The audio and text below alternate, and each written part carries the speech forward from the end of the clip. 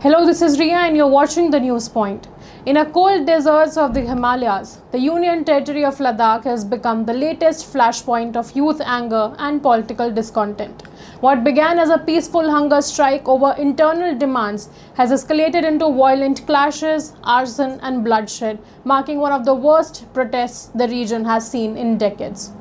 Activist Sonam Wangchuk, known for his environmental advocacy and reformist stance, had been leading a hunger strike since early September. His demand that Ladakh be granted statehood and be brought within the ambit of the 6th schedule of the Indian Constitution, which offers stronger protections and autonomy to tribal and hill regions. Ladakh, ever since its bifurcation from Jammu and Kashmir in 2019, has existed without a legislative assembly, directly ruled by the centre through a lieutenant governor.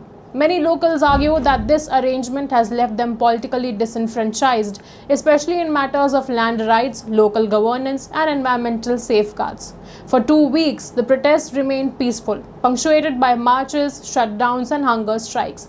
But on September 24, the situation spiraled. 2 protesters, an elderly man and a woman who were part of the fast, fell seriously ill and were hospitalized.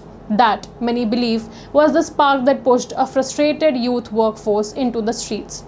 As thousands of young people, many identifying as Gen Z, poured out slogans turned into incitement, and mob fury overtook control. Offices of the BJP and local government were set ablaze. Vehicles including police vans were torched, security forces responded with tear gas, bait-in charges, and tragically sometimes live fire, leaving several dead and many more wounded, including uniformed officers. For his part, Wangchuk expressed deep regret at how the protests turned violent. He described the events as an outburst of the young generation, a Gen Z uprising fueled by years of frustration, broken promises, and unemployment. He called off his fast, appealed for calm, and blamed a lack of responsiveness from authorities for the rupture. Meanwhile, the government has blamed Wangchuk's provocative speeches for inciting the mob. The Home Ministry claimed the protesters left the hunger strike site, attacked buildings and vehicles, and that police acted in self-defense.